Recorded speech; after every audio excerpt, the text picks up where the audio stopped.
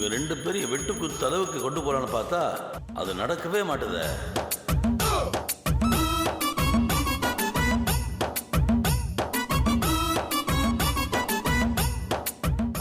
அப்பா என் கண்ணே பற்றும் போல இருக்கே.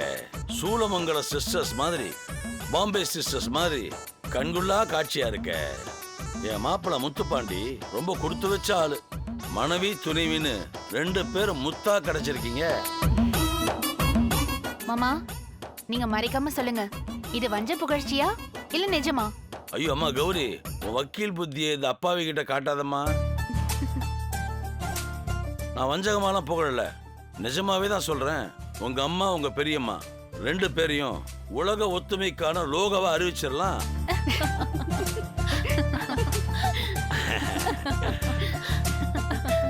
என்ன ஒரே சிரிப்பு மயமா இருக்கு, அதுவும் புலிமமா இருக்கிற இடத்துல.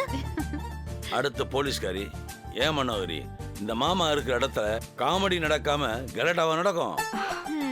சரி, நேத்து நைட்டு லேட்டா போனதுக்கு உன் மாமியார் எதுவும் சொல்லலையா? சொல்லாம இருக்க அவங்க என்ன அண்ணக்குடியா?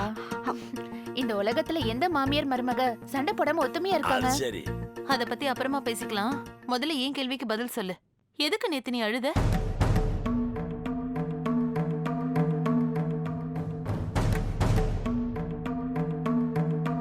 சொல்லு கௌரி, எதுக்கு அழுத? அதான் நான் சொன்னனே, அம்மாவோட தியாகம் எனக்கு ஞாபகம் வந்துச்சுன்னு.